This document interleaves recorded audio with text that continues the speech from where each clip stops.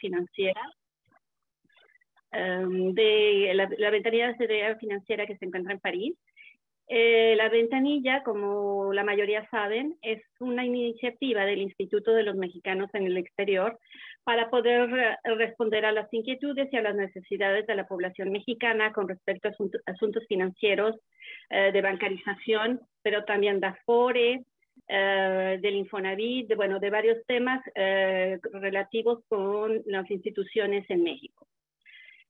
Una de las solicitudes de las inquietudes que más recibimos es pues la gente que desea invertir en un bien, en una casa, para ya sea un retiro o simplemente como inversión en México, pero por el hecho de no radicar en el país, pues tienen dificultades para poder hacer para poder adquirir un bien. Entonces, pues el licenciado Salcedo va a intentar responder la mayor parte de sus preguntas, de sus inquietudes con respecto a este tema. Se los presento brevemente. El licenciado Adolfo Valencia Salcedo es especialista en Derecho Constitucional, Amparo Fiscal, Administrativo, Corporativo y de Propiedad. Ha representado a personas físicas y morales, nacionales e internacionales, en asuntos relacionados con controversias de carácter fiscal, tratados de libre comercio para evitar la doble tributación, laudos arbitrales, procedimientos administrativos, derechos de propiedad, amparo contra leyes y vulneración de derechos humanos. El licenciado es egresado de la Facultad de Derecho de la Universidad Nacional Autónoma de México. Cuenta con diversos estudios relacionados con materia fiscal y corporativa, adquiridos en la Universidad Nacional Autónoma de México, el Instituto Autónomo de México, el Centro de Estudios en Legislación Fiscal y el Colegio de Contadores Públicos de México. Es socio fundador y titular de la firma de abogados corporativo PDS y compañía que se encuentra en la Ciudad de México. Le agradecemos al licenciado que se una a nosotros en este webinar, y pues le doy la palabra para que no perdamos más tiempo y empecemos la presentación, porque seguro después vendrán muchas dudas. Hola, buenos días a todos. Muchas gracias. Soy Adolfo Valencia Salcedo. Pues estoy aquí por la invitación que me hacen. En este sentido, quiero ser muy práctico en esta situación.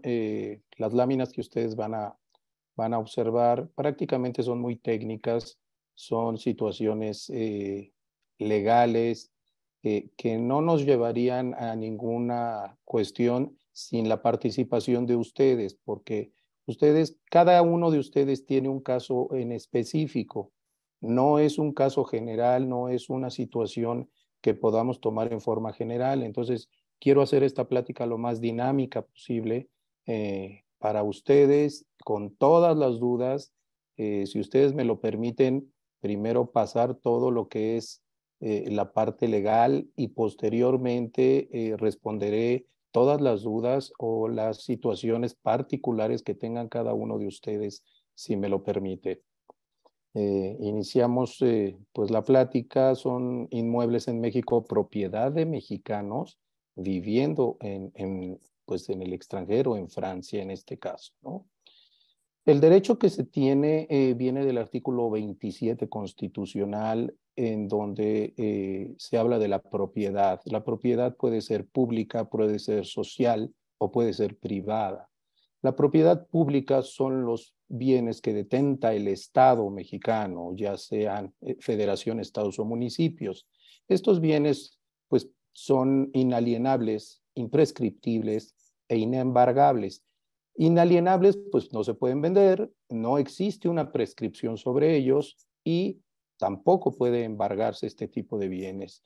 La propiedad social son los bienes inmuebles o muebles ejidales y comunales.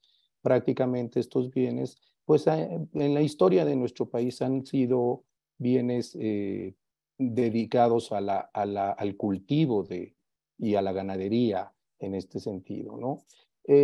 Y la propiedad privada, pues es la que detentamos los particulares sobre los bienes muebles o inmuebles que tenemos en propiedad privada, ¿no? La siguiente lámina, por favor.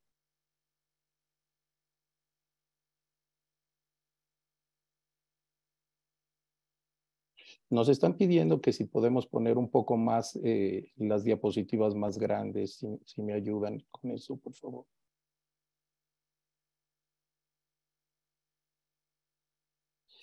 La superficie total de nuestro territorio es de 1.964 millones de kilómetros cuadrados, dividida en propiedades social, privada, agrícolas, ganaderas, terrenos nacionales y otros usos. Prácticamente estas estadísticas, y quiero ser muy breve en esto, estas estadísticas pues están detentadas, están ya puestas en todas las gráficas que nuestro país detenta. La siguiente, por favor, quiero irme un poco más rápido en esto. Esto es más que nada más como un breviario. Siguiente lámina, por favor. Sí, tenemos la superficie por estado, pues vemos los kilómetros cuadrados que detenta cada uno de ellos y los porcentajes que detenta cada uno de los estados de la República. Perfecto. El derecho a la propiedad nace del derecho a tener la particularidad de poder disponer. No, estamos bien ya en esta lámina, si nos regresamos. Ahí está bien. De detentar los frutos, los rendimientos e incluso el derecho a acceder a esos bienes eh, privados o bienes de propiedad de la nación, ¿sí?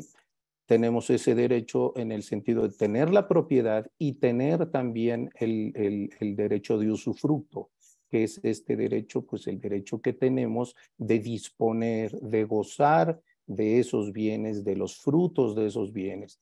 Pudieran ser frutos naturales, como son las crías y los demás productos animales.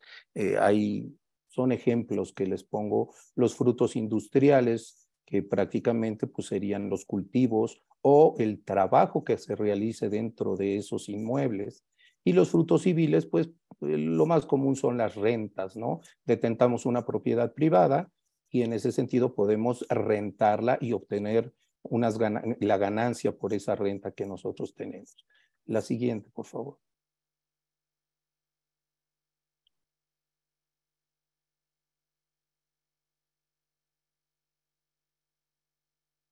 Como les decía, el Código Civil dispone que son susceptibles de apropiación todos estos bienes que no están excluidos del comercio por naturaleza o por cuestiones de la ley. Por naturaleza, pues prácticamente son algunas las personas, eh, como más que nada, pues es los rayos del sol, son por su naturaleza o el viento o el espacio aéreo, ¿sí?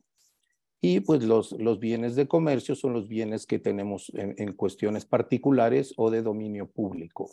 Siguiente. Nosotros, la siguiente también, por favor, porque este es un título nada más.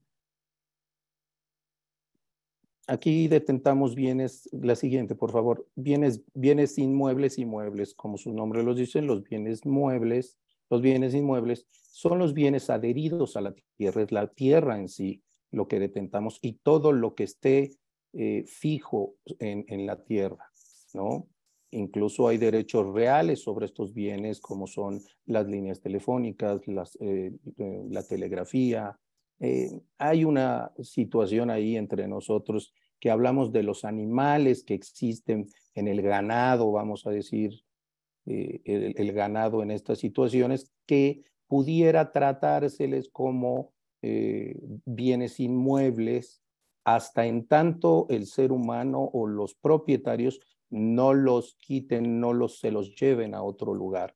Pudieran tomarse como bienes inmuebles también esto. Obvio, los árboles, los plantíos, toda situación que pasan de ser bienes muebles cuando están adheridos a la tierra o que pertenecen a esa situación, y en el momento en que el ser humano o el propietario se los traslada a otro lugar, cambian y son bienes muebles ya destinados para esto. La siguiente, por favor.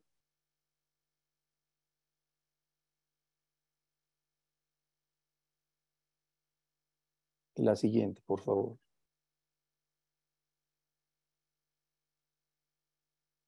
Los bienes muebles, como por su naturaleza, son bienes que podemos trasladarlos. La anterior, por favor. Esa. Podemos trasladarlos o podemos cambiarlos de lugar. Automóviles, joyas, todo lo que podemos, que no está adherido a la tierra, son bienes muebles. Los bienes de dominio público, pues, son los bienes que pertenecen al Estado, a la Federación, estados y municipios, que pueden ser de uso común, pueden ser públicos, de servicios, o pueden ser bienes propios. La siguiente, si vamos adelantando, los bienes de uso común prácticamente son los bienes que detenta el Estado. Una anterior. Bueno, les explico esta lámina. No, perdón, está bien. Sigamos con esta lámina. La que estábamos en bienes propiedad de particulares. La que sigue. Que me iba a adelantar un poco de los bienes de dominio público, pero les explico esta situación. Los bienes propiedad de los particulares, pues prácticamente son los legalmente la propiedad privada que detentan los, pues nosotros en lo particular, de acuerdo a lo que nos marca la ley. Los bienes mostrencos son los bienes pues prácticamente abandonados, son los bienes que no tienen un dueño, no se conoce un dueño, ¿no? Y los bienes vacantes son los bienes inmuebles que no tienen un dueño cierto o conocido prácticamente, ¿no? Sabemos que existen, no están abandonados, pero no sabemos quién detenta la propiedad sobre ellos. Ahora sí, vamos a la siguiente.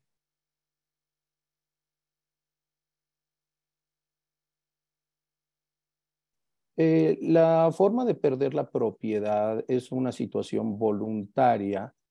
Pueden ser voluntaria, involuntaria o reivindicatoria. La voluntaria, pues son actos como que llevamos legalmente, que es muy conocido, la venta, la donación, la permuta, ¿sí? El abandono de esos bienes o la renuncia en casos de testamento, la renuncia de esos bienes. Yo renuncio al acervo hereditario que me dejaron mis antecesores y lo dono o lo dejo para que otros, donatarios o testamentarios puedan llevarlo a cabo, puedan detentar esos bienes. La forma involuntaria, pues prácticamente es por causa de utilidad pública, una expropiación, ¿sí? Prácticamente la donación por una revocación. Prácticamente lo más común es la expropiación o en cuestiones naturales por, como lo menciono aquí como ejemplo, la causa de los ríos, el cauce de los ríos o la destrucción de la costa en un terremoto, en una situación natural. Esa es la forma involuntaria de perder la propiedad de nuestros bienes. Y la reivindicatoria, pues prácticamente va encaminada a los derechos que se tienen sobre esos bienes y que están determinados en la ley. La siguiente, por favor.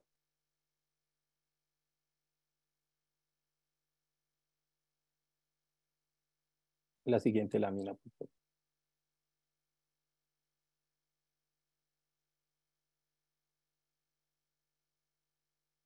Otra situación es la prescripción.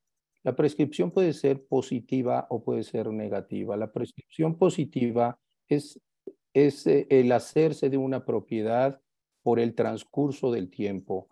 Esta situación puede llevarse a cabo ante un juez en donde se demuestre que por más de 5 años se ha tenido la posesión de ese bien inmueble o de ese bien mueble en forma pacífica, en forma en una situación donde hemos vivido como ejemplo, vivido en una propiedad, en un departamento, en un piso, en una casa o en una extensión de tierra y hemos detentado esa posesión por más de 5 años. La prescripción negativa, pues es lo contrario, es a quien se le quita el bien porque no lo habitó, porque lo abandonó, porque no tiene los documentos legales que puedan demostrar que efectivamente es propietario de ese inmueble. Esa es la prescripción positiva y negativa. La siguiente, por favor.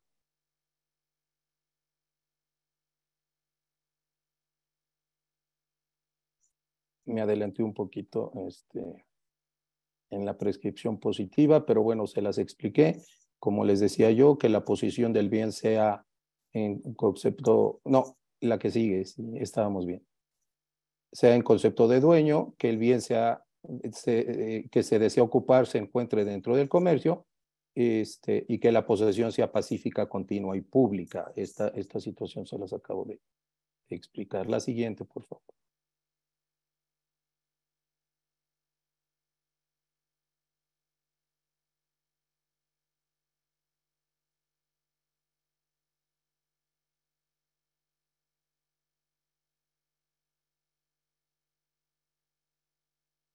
Esta situación de la no procedencia de la prescripción, al final puede comenzar, bueno, como dice, pero no puede comenzar ni correr si se ubica en alguno de los siguientes puntos. Prácticamente son situaciones, ¿sí? Que son entre ascendientes y descendientes. Llámese una herencia, ¿explico? Entre los consortes o cónyuges, pues prácticamente ahí no hay una situación de prescripción.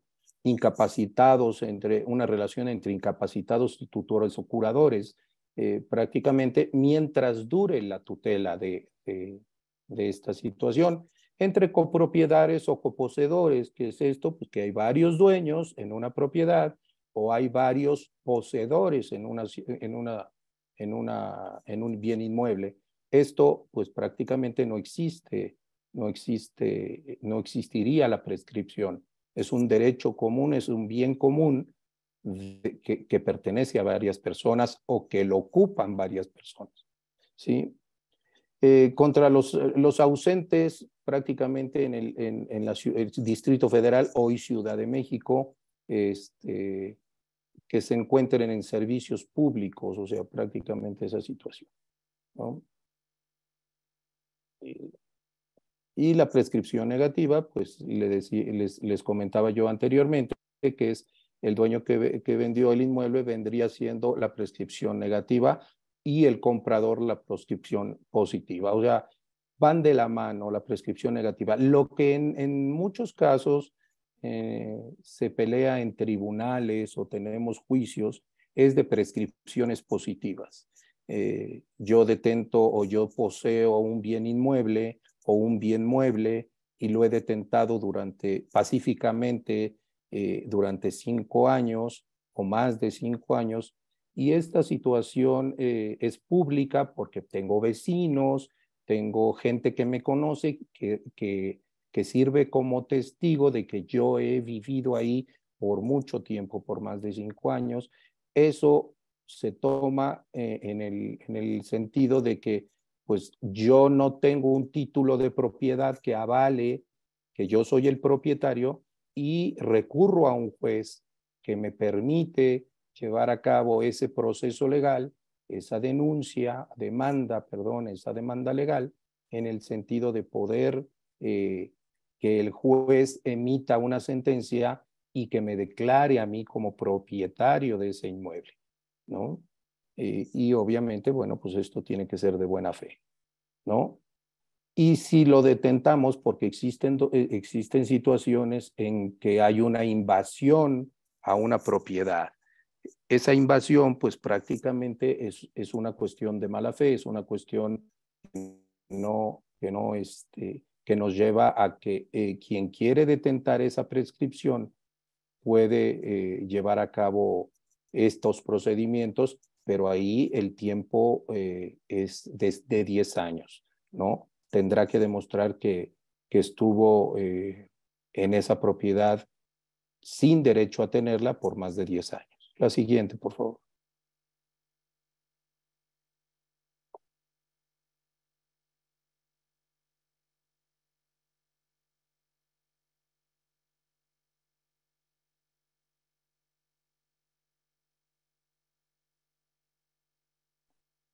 El derecho de propiedad de los extranjeros, que no creo que no es una situación que tengamos el día de hoy en esta plática, pero es muy pertinente mencionarla. Los extranjeros, de acuerdo al 27 constitucional, pues tienen que renunciar ante la Secretaría de Relaciones Exteriores de considerarse nacionales de su país de origen para poder ser considerados como personas, como entes mexicanos en el cumplimiento de todos estos derechos y convenios. Esta famosa cláusula Calvo prácticamente es la que se aplica en este artículo 27. La siguiente, por favor. Y bueno, pues esta situación de los extranjeros tienen que ser considerados en territorio nacional como nacionales mexicanos. Es lo que les estoy comentando. Aquí hay una situación en cuanto a las restricciones de las franjas y limitaciones que puede tener un extranjero en el sentido de poder detentar bienes, prácticamente va destinado a los bienes inmuebles, no a los bienes muebles. En la franja de kilómetros que para poder tener el dominio directo de una tierra, de una propiedad, es 100 kilómetros en la frontera y 50 kilómetros en playas, a lo largo de toda la riviera, todas las playas de la ciudad, digo, del territorio nacional, ¿no? Vienen ahí unos datos. La línea divisoria norte son 2.727 kilómetros. Prácticamente es los porcentajes y los kilómetros que abarcan nuestros litorales y los kilómetros de frontera que tenemos tanto al norte como al sur del territorio nacional. La siguiente. Obviamente, bueno, pues en cuestiones ya de propiedades sociales, que son los terrenos ejidales o comunales, pues los extranjeros no pueden detentar esto. ¿Cómo podemos o cómo puede un extranjero poderse hacer de un bien inmueble en estas franjas de restricción, tanto en litorales o playas como en la frontera? Hay un instrumento legal que es el fideicomiso, en donde intervienen tres partes, y los fideicomitentes, que son pues los que aportan el dinero, los recursos, los fideicomisarios, que en esta situación son instituciones bancarias, instituciones de crédito que la ley les obliga y les permite llevar a cabo este tipo de instrumentos de contratos. Y el fideicomisario. El fideicomisario es la persona que va a obtener los beneficios de esa propiedad o de ese contrato. Son los usufructuarios, llamémosle si ustedes me lo permiten, de estas situaciones. En ese sentido, los extranjeros que vienen a territorio nacional y quieren tener una casa o quieren comprar una casa dentro de estas franjas restringidas, llevan a cabo este tipo de instrumentos, este tipo de contratos, en donde ellos son los que ponen el dinero, se crea el contrato, el fideicomiso como tal se inscribe legalmente ante un fedatario público y es la institución bancaria quien recibe los recursos y quien a nombre del fideicomiso compra ese bien inmueble. Y en ese mismo contrato se nombra a los fideicomisarios, que los fideicomisarios son los que van a recibir el beneficio o los que van a tener la propiedad, pero no directamente de esa situación. Ellos van a detentar la propiedad, pero siempre por conducto de la institución bancaria, que en este caso son los bancos, que es el fideicomisario de este contrato. La siguiente.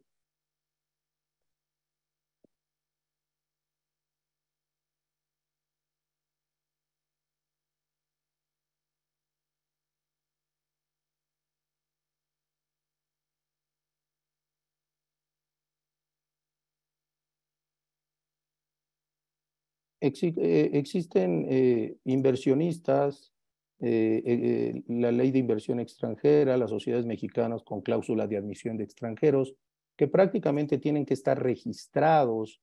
Viene un inversionista extranjero a territorio nacional, quiere invertir, invierte hasta el 49% de las acciones en una sociedad y tiene que tener el permiso, tiene que presentar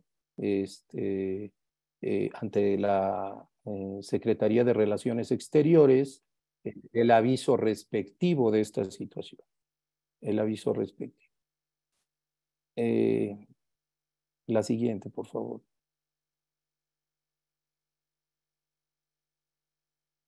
Uy, se nos fue. Mucho más.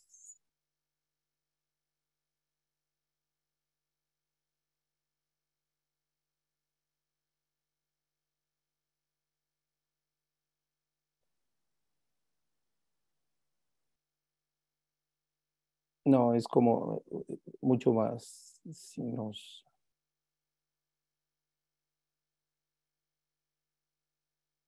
Mucho más.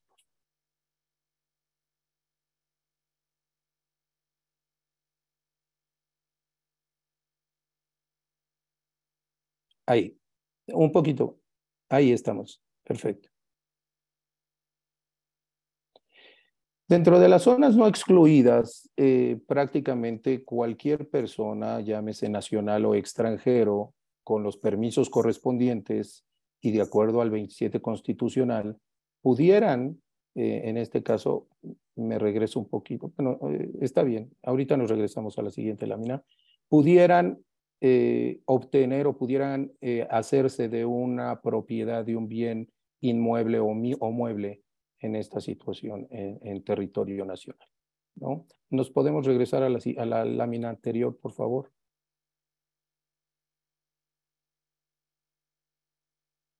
Todo esto son procedimientos que se llevan ante las instituciones mexicanas.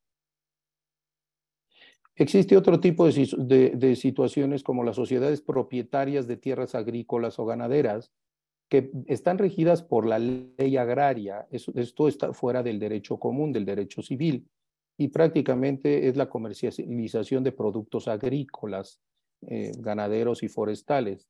Esto rige la ley agraria, ¿no? Su capital social se crea hasta con un 49% y son identificadas con partes sociales o acciones tipo TL, es una denominación que se les da. Ahora sí nos vamos a la siguiente.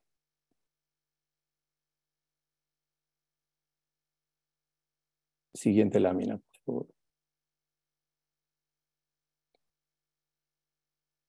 Ok, dentro de este tipo de situaciones de propiedad privada, todos podemos, como les decía, obtener o detentar una propiedad privada, llámese de bienes muebles o bienes inmuebles en territorio nacional, fuera de las franjas restringidas que ya les expliqué. Entonces, no hay una limitante para cualquier nacional o cualquier extranjero que quisiera invertir o detentar una propiedad privada en el territorio nacional. La ley nos lo permite y prácticamente la propiedad privada en territorio nacional pues es una situación que hasta el día de hoy no corre ningún riesgo en poder detentar este tipo de propiedades como en otras partes del mundo, ¿no? Siguiente, por favor.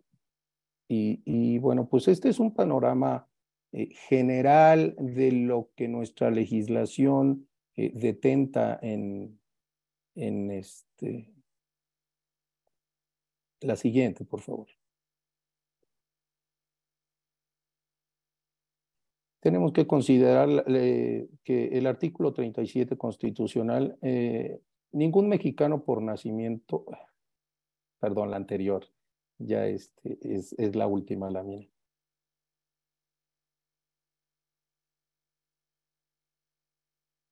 Ahí. Hablaba yo de las personas físicas o morales, nacionales o extranjeras, y aquí lo detenta. Ningún mexicano por nacimiento pierde ese derecho, pierde esa situación de su nacionalidad. El extranjero puede hacerse nacional por naturalización, ¿sí? Renunciando a su nacionalidad por nacimiento, pero para efecto de detentar propiedades, para efecto de para ser considerado como nacional. Esa situación sí se pierde, sí tiene algunas situaciones específicas. ¿Por qué? Porque prácticamente tiene que renunciar a todo lo anterior para hacerse nacional. Ese sería el único comentario de este artículo 37 y de la situación en la que pudieran estar cualquiera pues, de los que me están escuchando. También podemos detentar la doble nacionalidad. En ese sentido, pues para efectos de la ley mexicana es considerado como nacional. Somos considerados como nacionales siempre y cuando no renunciemos. Es irrenunciable ese derecho si nosotros o ustedes que me están escuchando nacieron en México. Nunca van a dejar de ser nacionales mexicanos, ¿sí? Y a menos de que, bueno, no hayan nacido aquí en México y se detenten ahorita la nacionalidad por naturalización, ¿no?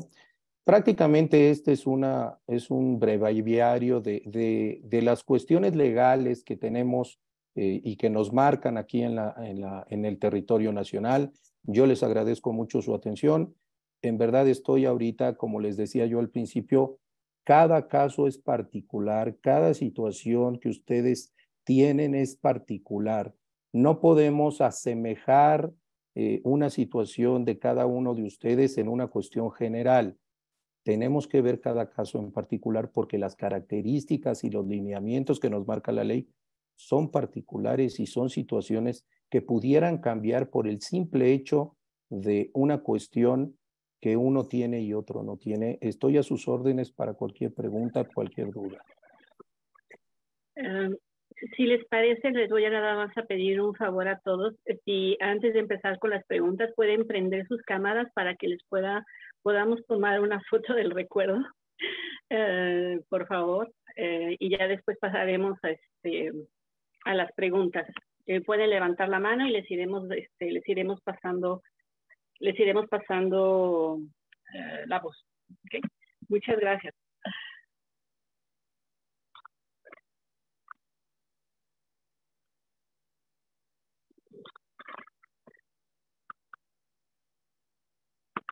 Ok, muchas gracias. A ver, entonces déjenme ver quién tiene la mano levantada.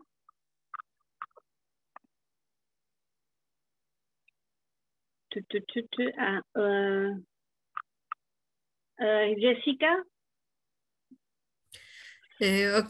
Buenas tardes. Muchas gracias, señor Pablo, por la exposición. Estuvo muy interesante. Y mi pregunta es si como mexicana, usted dice que puedo adquirir cualquier propiedad por la nacionalidad, pero al vivir en otro país, ¿el impuesto del ISR o cualquier otro impuesto aumenta o se mantiene igual que cualquier otro mexicano que vive en territorio nacional? A ver, el artículo primero de la ley del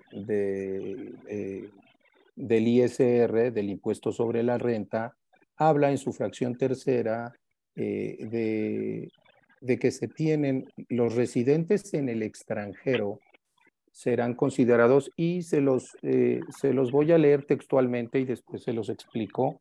Dice, los residentes en el extranjero respecto de los ingresos procedentes de fuente de riqueza situada en territorio nacional o cuando no tengan un establecimiento permanente en el país o cuando teniéndolo dicho ingreso no sea atribuible a este. ¿Qué quiere decir?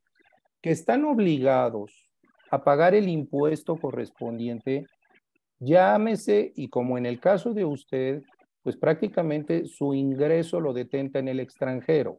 Es una fuente de riqueza que detenta usted en el extranjero, pero quiere comprar una propiedad en México. Entonces los impuestos se van llevando de acuerdo a, es el mismo impuesto, no hay una reducción, pero lo que el gobierno mexicano le cobre por la adquisición de un bien inmueble, en este caso, la adquisición de lo que se paga es el traslado de dominio de la propiedad.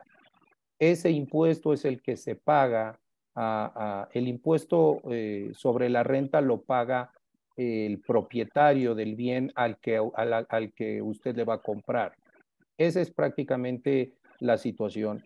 Lo que paga usted es un traslado de dominio. Ese traslado de dominio lo paga aquí en la Ciudad de México, o más bien en el estado que usted compre, y lo puede acreditar con sus impuestos en el extranjero. Entonces, prácticamente, ¿por qué? Porque existe un tratado de la doble no tributación, ¿no? Entonces, prácticamente es es eso. Ok, muchas ¿De gracias. acuerdo? Sí. Sí, Ok. sí.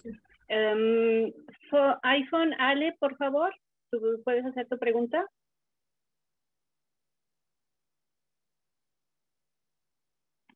¿Sí me escuchan?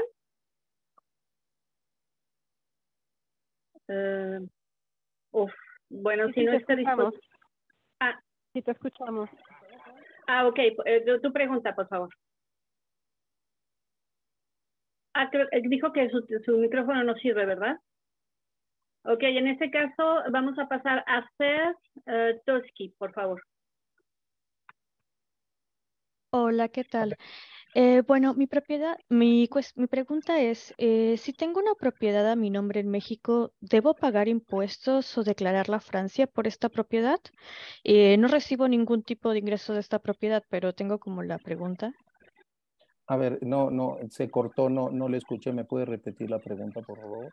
Claro, si tengo una propiedad en México que está a mi nombre, ¿debo pagar impuestos o declararla a Francia? A ver, si detentan esa propiedad en México, existen impuestos locales que Ujú, prácticamente se deben de estar pagando anualmente. ujú. En este sentido es el impuesto sobre perdón, el impuesto predial, ¿de acuerdo? El impuesto predial es un impuesto que se cobre por el detentar un bien inmueble en cualquier estado de la República. Ese impuesto, si bien es cierto, no podrán embargarle su propiedad, es un impuesto que en el momento en que usted quiera vender, el fedatario público que lleve a cabo la compraventa solicita al estado donde se encuentra la propiedad, ¿sí? Una certificación de no adeudo, de predial o de agua, que son los impuestos y derechos que en este tipo de operaciones se cobran. Sí, año con año, prácticamente ese impuesto no se lo pueden quitar, ¿no? Y es un impuesto sobre el bien inmueble, ¿no? Quien detenta el bien inmueble. Ok, entonces, por ejemplo, bueno, de esta propiedad yo no recibo ningún ingreso, nada más está como que a mi nombre. Entonces, yo sé que el predial y todo esto va a estar siendo pagado, pero me da curiosidad si debo esto declararlo como que al gobierno francés. No hasta en tanto, digo, ¿quiénes declaran sus patrimonios? Pues los servidores públicos, tanto aquí como en la ciudad, en México, como en el extranjero, incluyendo Francia. ¿Para qué? Para estar en orden a la legislación de cada nación, para no enriquecerse del puesto público que ustedes pudieran detentar. En este caso no es una situación así, ¿de acuerdo? De Pero, acuerdo. pero usted no tiene que declarar que tiene una propiedad aquí. ¿Por qué? Porque no sé si es una propiedad anteriormente a que usted llegó a vivir a Francia. Sí tendría que declarar en el momento en que cambiara esa situación, llámese la compraventa, llámese si usted arrienda el bien, porque estás recibiendo un beneficio que modifica su patrimonio, su acervo económico. Y eso sí es declarable y también tiene que aprovechar los impuestos que en su momento le cobren aquí en el país, en México, ¿no? Ok, entiendo. Muchas Sí. gracias. Sí. Está perdón que interrumpa, nos escribió Gloria Villanueva, ¿cómo se protege un bien heredado en trámites de sucesión que fue invadido estando en el extranjero? A ver, aquí es muy buena su pregunta y aquí hay varias situaciones. Usted tiene un bien heredado y prácticamente hay una sucesión testamentaria en trámite, en curso. Hasta en tanto no se detente, esa sucesión testamentaria no se termine, el juez no declare quiénes son los herederos universales y en ese sentido se adjudiquen los bienes o el bien inmueble en esa situación, prácticamente ustedes no son propietarios. ¿Quién puede tomar la responsabilidad para proteger ese bien inmueble, para proteger los derechos de esa propiedad? El albacea que es nombrado dentro de la sucesión testamentaria, ¿sí? En ese momento existe un representante ya de la sucesión testamentaria, que es quien puede llevar a cabo las acciones legales, y vamos a la segunda parte, este bien está invadido. Es quien puede llevar a cabo las acciones legales ante los jueces y ante los juzgados correspondientes para poder retirar o sacar a esas personas que invadieron el bien inmueble. No sé si quedó claro. Sí, sé que su micrófono no sirve, pero si me escribe con mucho gusto si quedó alguna duda. No. Sí, me quedó claro, fui yo. Mi micrófono sí sirve, ¿sí me escuchan? Sí. Sí. Bueno, entonces el albacea es la persona que puede hacer la denuncia para poder sacar a los invasores. Es correcto, es el albacea nombrado en la sucesión testamentaria. ¿De acuerdo? De acuerdo, gracias. Sí, adelante.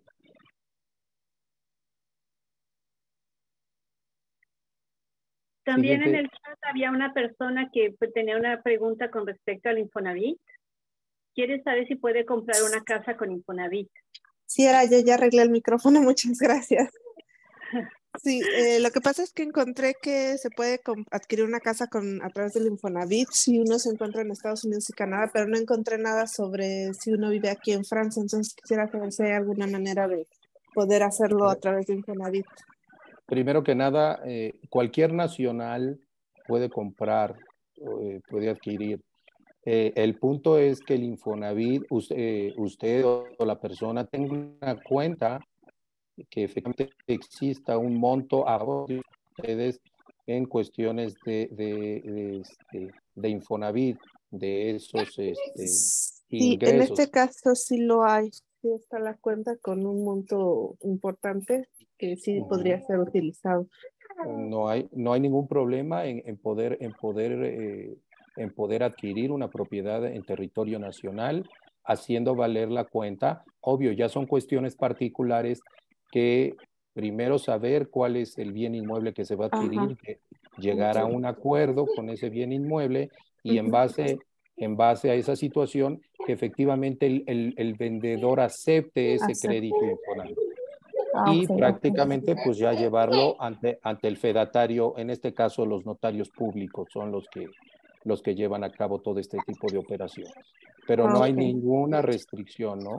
Independientemente de que, bueno, el dinero pudiera o parte del dinero pudiera venir de Francia porque usted vive allá, ¿no? Pero no hay ninguna restricción. Hacemos valer la nacionalidad mexicana de usted. Ok, muchas gracias. Ahora, solo si se generan ingresos, pues prácticamente sí tendríamos que hacerlo, ¿no? Ok, muchas Adelante. gracias. Vamos a darle la palabra a Alejandra Sánchez. Soy yo, es que cuando cambié el micrófono se cambió, no sé por qué. Muchísimas gracias. Creo que Fer Tosquilla habló. Jorge. Sí, Jorge González, muchas gracias por la información.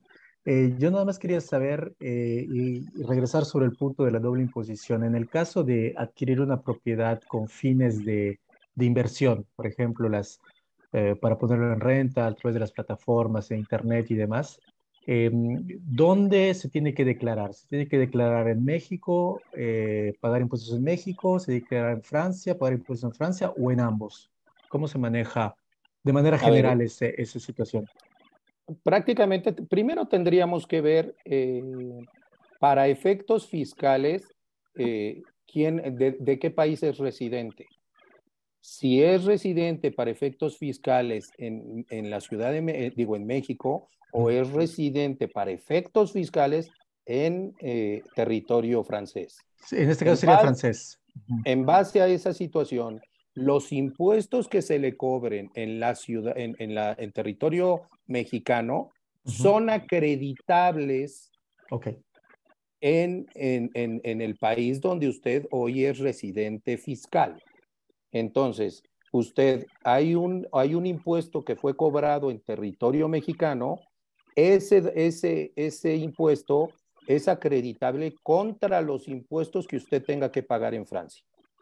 No hay una doble tributación. ok, entendido. Muchísimas gracias. ¿Sí? No sé si fui claro. Sí, sí, perfecto. Me imagino que después hay algún formulario ya específico para... Todo eso es un Claro, procedimiento. Sí, claro, ok, claro, pero sí está claro. Gracias, muy amable. sí.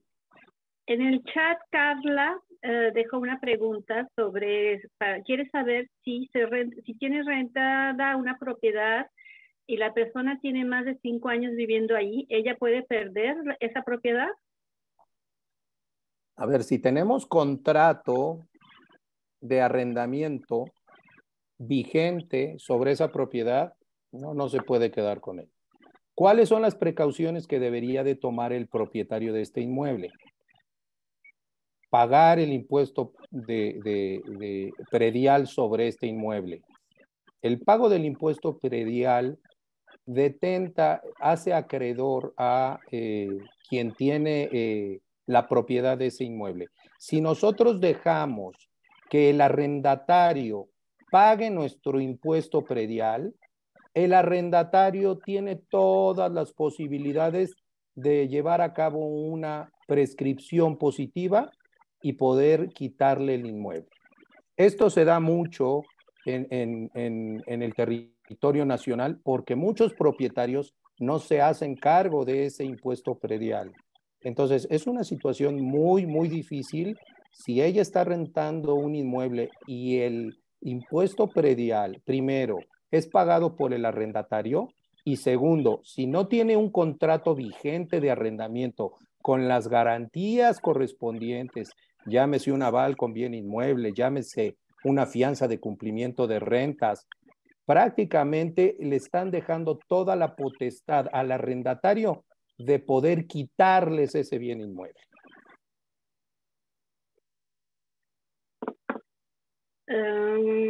Creo que Sí, muchas gracias. Mel tiene la mano levantada. Sí, buenas tardes. Buenas tardes. Quisiera yo saber si, no sé si esta duda concierne a un abogado o mejor a un contador, pero bueno, estoy previendo comprar un bien inmueble a través de una institución bancaria, entonces es un crédito hipotecario. Entonces me piden comprobantes de ingresos. Visto que yo trabajo aquí en Francia y que todos mis ingresos son franceses, pues no sé si aplican, como en principio, no sé si aplican mis ingresos franceses como un ingreso, sí, como un ingreso para comprar un bien en México. Y segundo, en caso de que no sean válidos, si yo mando dinero a México para comprobar que hay flujo de dinero en mi cuenta bancaria mexicana, ¿es, es válido hacer eso o qué implicaría hacer? A ver, es muy importante y es muy pertinente en esta situación. Esta pregunta la voy a dividir. La primera parte, la institución bancaria es quien le va a dar los lineamientos. Nada nos impide traer dinero o pagar de una cuenta en el exterior un inmueble o una operación en la Ciudad de México. Si el banco es francés y es quien le va a otorgar el crédito hipotecario, los lineamientos los va a marcar el banco francés. Si la institución de crédito es mexicana, entonces le va a solicitar toda la documentación que requiere para poder usted hacerse acreedora a ese crédito hipotecario. En este sentido, los lineamientos los va a marcar el banco, ya sea extranjero, francés o el mexicano. Dentro de esa situación, tendrá que comprobar usted efectivamente ingresos, tendrá que comprobar usted que es solvente y tendrá que comprobar por qué, porque quedará la propiedad en garantía de este crédito hipotecario. Usted tendrá que demostrarle, vamos a tomar al banco mexicano como que fuera el que va a otorgar el crédito hipotecario, usted tendrá que demostrarle al creditor, no hay ningún impedimento que usted esté en Francia, no hay ningún impedimento que usted tenga una cuenta bancaria nacional en México y que esté usted trayendo o más bien transfiriendo ingresos para comprar esa propiedad. Entiendo que los ingresos que paga en Francia prácticamente son ingresos que ya pagaron impuesto. Usted tendrá que demostrarlo y lo que pasa es una transferencia entre cuentas prácticamente, porque usted no paga y más bien no recibe ingresos ni paga sus impuestos en territorio mexicano. Usted, para efectos fiscales, es considerada como francesa. En ese sentido, y vía el tratado que se tienen entre los dos países, no hay una doble tributación, como lo decía con la persona que me preguntó esto. Usted tendrá que demostrarle al Banco Mexicano y a partir de ahí los ingresos pues prácticamente tienen un origen, no son ingresos en efectivo, no son, incluso aunque fueran en efectivo, existe un origen. Usted da clases o usted y paga sus impuestos en Francia o pues, tiene una actividad que le pagan en efectivo, pero esos ingresos están declarados. Prácticamente eso no. Usted lo que buscan hoy las instituciones de crédito es evitar el lavado de dinero y por eso es la comunicación. Si esta situación es transparente, usted no va a tener ningún problema en transferir a su cuenta de México y pagar de su cuenta de México esa hipoteca. Y bueno, pues prácticamente no tendrá ningún problema. ¿Por qué? Porque usted lo declarará en el país en que está tributando, que en este caso es Francia. Perfecto. Muchas gracias, abogado. Sí. En el chat, Arturo Rivera comenta que él sí pudo tramitar con el banco en México su préstamo. Me parece que sí, de eso está hablando.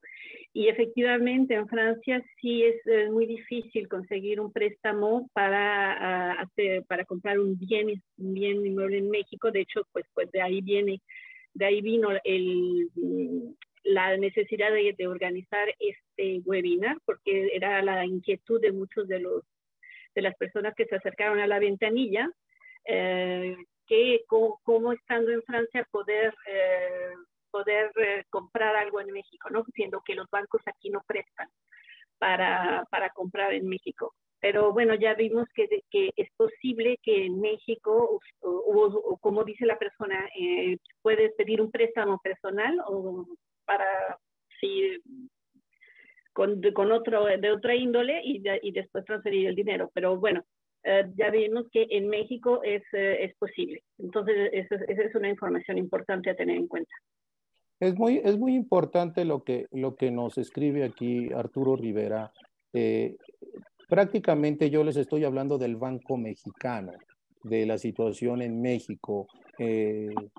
Ya en cuestiones más detalladas desconozco la situación de los bancos franceses. ¿Me explico? En ese sentido, también en México, si queremos comprar una propiedad en el extranjero, en cualquier país, el Banco Mexicano no avala eso. El Banco Mexicano lo que hace es abre una cuenta en un banco corresponsal de ese país y vía las transferencias de dinero, el origen del dinero, en ese sentido se compra la propiedad. Es el mismo tratamiento que en Francia, Arturo. Gracias por tu comentario.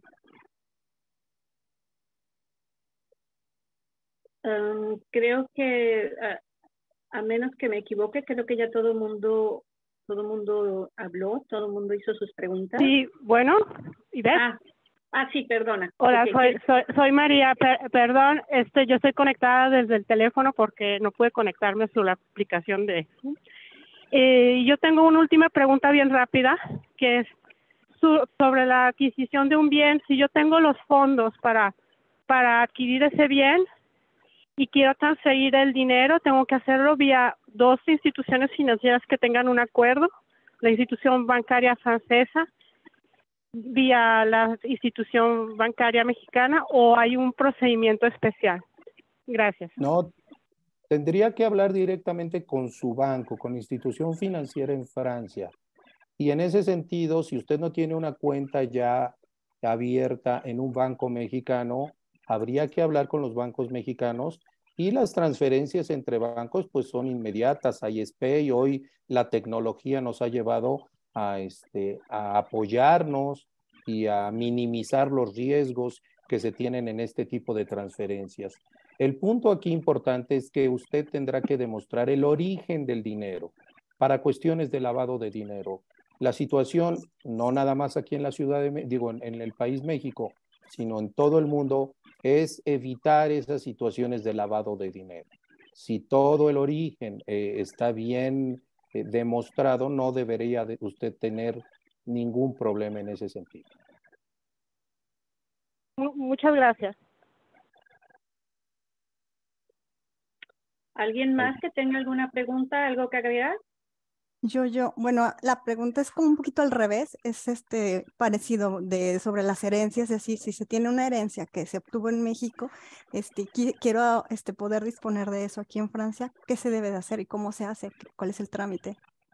A ver, se me cortó un poquito, ¿me puedes repetir la pregunta? Igual lo escribí, es al revés, es más bien de una herencia mexicana que se declara, se debe declarar en Francia, y cómo se puede hacer disponer de esa herencia en Francia. No sé si soy clara con mi pregunta. Sí, excelente pregunta, a ver, excelente, porque es una situación, como les decía yo al principio, hay situaciones especiales en cada uno de los casos. Las herencias en México todavía no están grabadas, en Francia sí. Prácticamente esta propiedad que viene por una herencia primero tiene que llevar todo el procedimiento sucesorio para que se adjudique ese bien heredado o los bienes heredados. Ese es prácticamente el tratamiento. Y como le decía, no existe todavía un gravamen sobre las herencias. De hecho, sí lo existe, pero es una tasa cero, que hasta el día de hoy la legislación no ha cambiado. Entonces, los bienes heredados prácticamente no pagan impuesto. No es que no lo paguen, la tasa es cero. Esa tasa cero no trae una repercusión económica por el haberse hecho de bienes heredados. Situación que no ocurre en Francia. Entonces, si este bien fue heredado, primero tendrá que detentar la propiedad de ese bien inmueble, y posteriormente, ya si usted va a vender ese inmueble o va a rentar, de esas situaciones sí tendrá que, ¿cómo se llama? Registrarlas dentro de Francia. ¿Me explico? Pero el gobierno hoy mexicano todavía no cobra ninguna herencia. Ahora, ese acervo o esos bienes heredados prácticamente son, si usted los declara en Francia, prácticamente le van a cobrar el impuesto que el gobierno francés cobra por la adjudicación de estas herencias. Okay. ¿Quedó claro? Sí, muchas gracias. Ok. Creo que tenemos una última pregunta de Julián Carvalho. Él quiere saber si puede pedir un préstamo para comprar un bien inmueble en México siendo francés y sin tener la nacionalidad mexicana. A ver, esto tendría que verlo directamente con el gobierno, con la institución bancaria en México. Y ella tendrá que demostrar cómo puede hacerse de ese préstamo con los lineamientos del Banco Mexicano. El Banco Mexicano es quien le va a requerir la información para demostrar que es una persona solvente y como tal, bueno, ese préstamo, ¿a dónde va a ir destinado? Si es a un crédito hipotecario, pues prácticamente tendrá que llevar todo el procedimiento legal para que se quede en garantía ese bien inmueble. Si es un préstamo personal, yo veo muy difícil que un banco mexicano pueda prestarle en estas condiciones. ¿Me explico por qué? Porque el Banco Mexicano no tiene la garantía de que ese préstamo sea pagado. ¿De acuerdo? Ok, sí está muy claro. ¿Alguien más que me haya faltado a darle la palabra? Ah, perdona, Marlene. Hola, ¿sí se escucha bien? Sí, te escuchamos bien. Mi pregunta es acerca de arrendar una propiedad en México. Desde Francia se puede, como que alguien de mi familia pueda rentar la casa. Sí, claro. A ver, de hecho existen corresponsalías o existen situaciones de representación en México que puedan llevarnos a poder tener la seguridad de que el bien inmueble que se va a arrendar, el propietario, que en este caso, como usted está en Francia, pues reciba esos recursos, obviamente pagando los impuestos correspondientes y todo, pero que efectivamente primero tenga la seguridad de que el bien arrendado va a seguir siendo suyo. Segundo, que efectivamente se paguen los impuestos correspondientes por ese arrendamiento. Y tercero, que reciba el remanente de estas rentas o de estas contraprestaciones que le van a permitir a usted tener un ingreso. Esos impuestos que se pagan por el arrendamiento prácticamente pudieran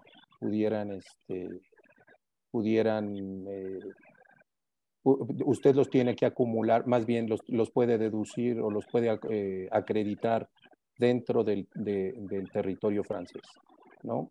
En su declaración de impuestos en Francia. La situación la situación aquí es que el gobierno mexicano, ahora con los cambios y las reformas que ha habido en cuestión de impuestos, está requiriendo que todo arrendador tiene que emitir una factura correspondiente a cada una de las rentas. Entonces, usted tributa en Francia, tendríamos ya que ver en caso específico cómo hacemos llegar, si usted factura en Francia, cómo hacemos llegar esas facturas y en un momento dado también que esas rentas sean pagadas directamente en una cuenta en Francia, no en la Ciudad de México. ¿Me explico? Ese es prácticamente, pero ya es un caso particular que ya trae muchos lineamientos que tendríamos que analizar. ¿De acuerdo? Y, perdón, en el caso que yo no, que yo pueda rentarla en México y venir a Francia después, ¿puede ser una cuenta sí, claro. mexicana? Sí, claro, puede ser una cuenta mexicana, pero ahí tendríamos que tener, para ese tipo de situaciones, tendría usted que estar tributando para cuestiones de arrendamiento en el país, en México, ¿de acuerdo? Y eso, bueno, ya después acreditarlo en Francia, ¿de acuerdo? De acuerdo. Saber su residencia fiscal también es muy importante, ¿de acuerdo? Gracias. Sí. Una persona o más nos pide que si Arturo por favor nos podría compartir de todos los detalles de cómo le hizo para obtener su préstamo en México.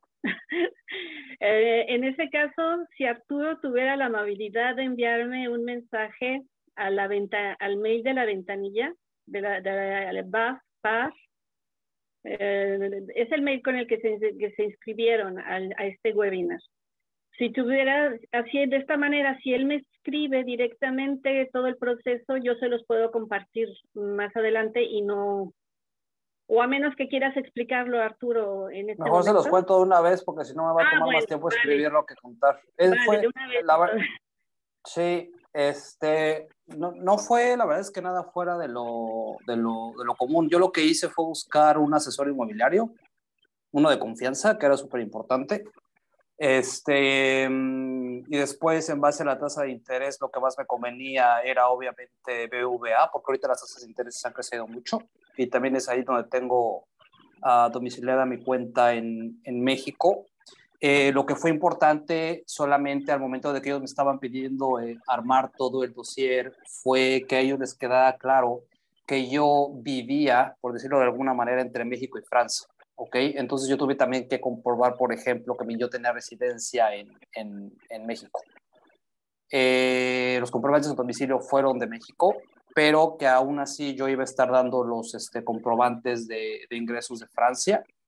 Tuve obviamente también que explicarles de qué forma era en la cual yo movía dinero desde Francia, de la cuenta de Francia a México, y justificar, obviamente, comprobar de dónde venía el origen, y para eso servían los comprobantes de ingreso de Francia. Sí, me hicieron muchas más preguntas de las que yo hubiera esperado, porque obviamente creo que lo que mencionaba el licenciado sobre el lavado de dinero es fundamental en todo esto, sobre todo cuando estamos fuera de México.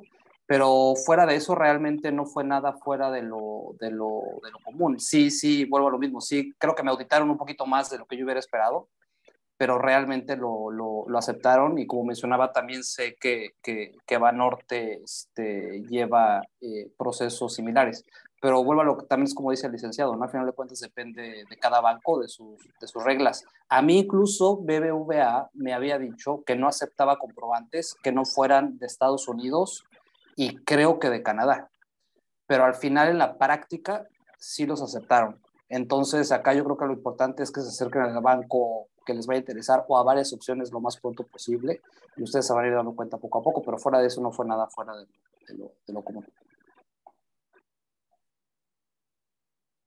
Pero sí fue importante que comprobaras que tenías residencia en México al mismo tiempo. Sí. Esa quizá puede ser una limitante para otras personas, ¿no? Que no yo vivo en Francia, mi trabajo está en Francia, estoy aquí en París, okay. Pero comprobé también residencia en México, entonces quizá pues sí sea no sé cómo decirlo, un factor que pueda haber ejercido, así es. Bueno, pues a considerar, a consultar con los bancos directamente, porque efectivamente me imagino que cada banco, e incluso yo creo que dentro de los mismos bancos depende con quién caiga uno. Sí, completamente. Es la atención que te pueden dar. Me parece que Diana levantó la mano, Diana Zárate. Sí, muchas gracias. Bueno, mi pregunta va como hacia lo que mencionaba de los extranjeros. En este caso, nosotros yo estoy casada con un francés, queremos invertir igual en México para adquirir un bien, pero mi duda es, en este caso, pues yo tengo la nacionalidad y yo entiendo que puedo comprar, pero si en este caso el dinero viene de su cuenta o tendría que estar como el dinero en una cuenta mía, se tendría que transferir o aquí no hay ningún problema. Y en este caso, si se pudiera, él también sería dueño sin ningún problema, o porque pues yo aquí él mencionaba que tenía que ser como que de nacionalidad igual mexicana, pero en este caso si no lo es, ahí cómo sería el trato. A ver, hay varias situaciones, como les comentaba yo, cada caso es particular, como lo estamos viendo, ¿no? Voy a responder algo que me comenta Marlene, permisos de concesión. ¿Qué son los permisos de concesión? Los permisos que otorga el Estado, la Federación, en cuestiones de aguas, en cuestiones de situaciones de luz, en cuestiones, esos son los permisos concesionados. Los concesiona el gobierno directamente a las empresas o las personas físicas particulares. Ese es el punto de los permisos de concesión. ¿De acuerdo? Como les comentaba, no sé si quedó claro, Marlene, como les comentaba, prácticamente la situación de cada persona es diferente.